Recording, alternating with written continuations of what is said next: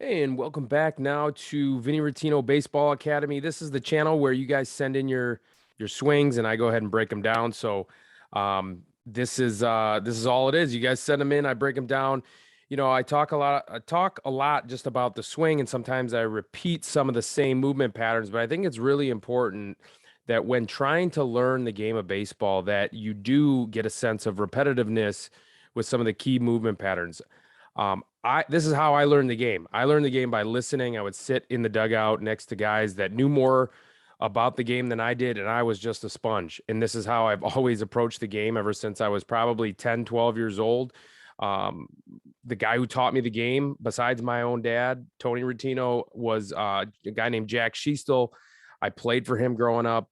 I played for him in his men's league, the Racine Kiwanis in the Lando Lakes, when I was a sophomore in high school playing against older players.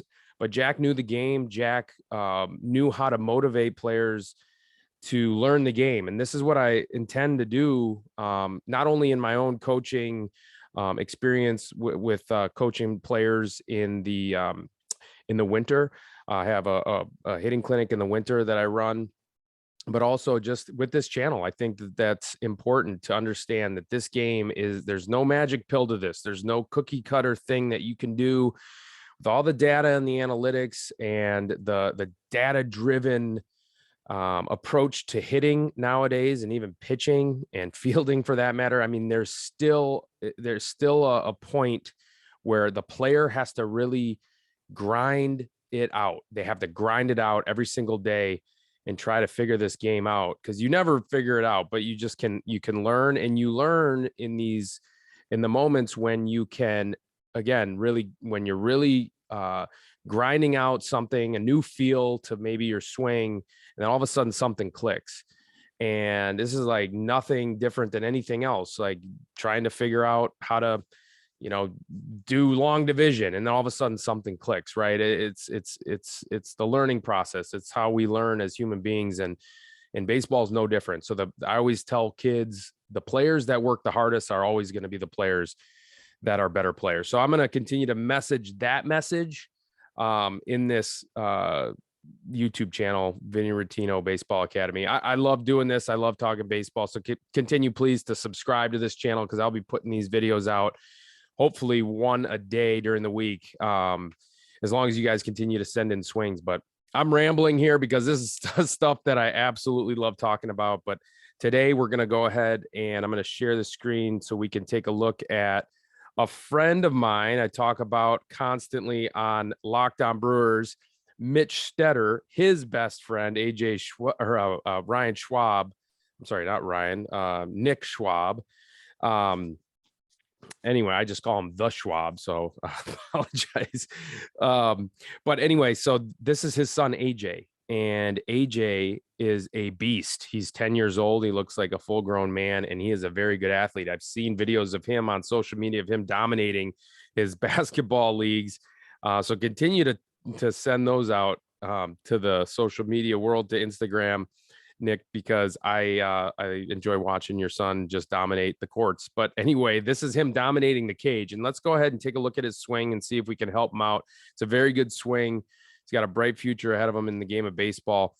But let's take a look and see if we can help him out with a couple of things here. So there's the swing. Okay, we're going to go ahead and compare him to Josh Donaldson, right? So again, an athletic move here. What I want to highlight is how see how Josh Donaldson gathers back. AJ gathers back, could gather a little bit more into that backside. It's a very small press back, and then he goes forward.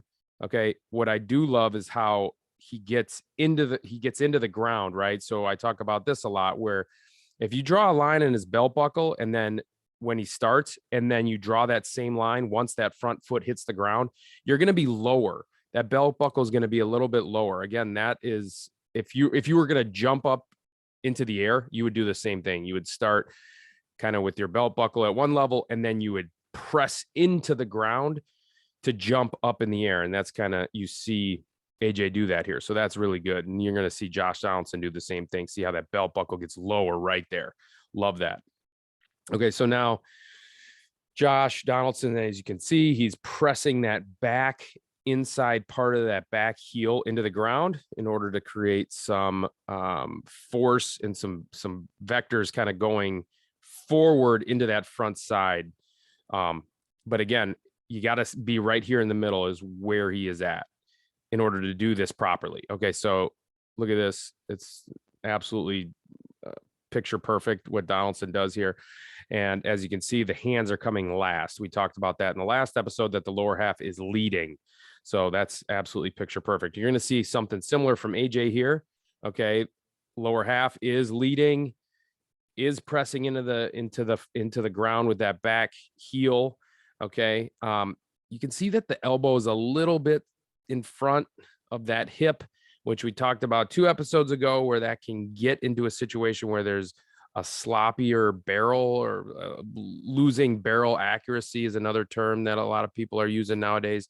So you may run into that. So I would almost encourage AJ to really fire those hands almost earlier than the lower half.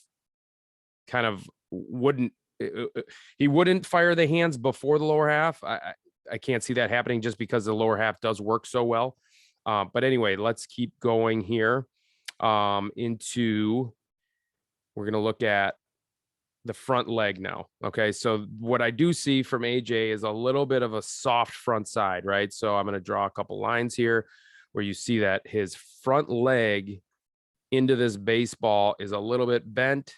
That's fine as long as he can maintain that and hit against that front leg. You see that Donaldson really hits against that front leg. You see that line that I drew. Let me back that up. Let me back that up a little bit.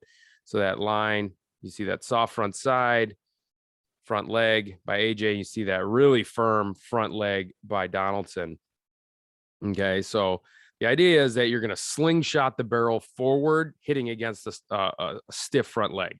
Okay, so the weight goes back, then it goes forward, and that barrel, as soon as you stiffen up that front side, that barrel just kind of naturally shoots through. Okay, and then we're going to look at one other piece here. And like I said, AJ does firm up that front leg late. I'd like to see him firm up that front leg just a hair earlier. Okay, and then the last piece I'm going to look at, see how Donaldson's head, we're going to look at the heads right here. So Donaldson's head stays right on this ball all the way through the swing. It's really, really impressive, like I said. So just take a look at impact. I'm going to watch their heads kind of come through. As they're coming through the ball, Donaldson actually stays down. See how he stays down into that swing through the baseball. Whereas AJ, you can see his head's kind of coming up, and you're going to see it make a left turn here, and he's going to lose his balance a little bit. I just watch that. Just make sure that you encourage AJ here to stay down through the ball with his head, and that'll help. So a couple things to clean up, in my opinion, just that firm up that front side, stay down with that head. That's going to keep his body a little bit more balanced, not have him kind of drift off to the left here, and lose his balance off to the left. It's going to create some ground balls to the left side of the infield at times if he is pulling off. So anyway, thanks for the video. The Schwab, really appreciate it.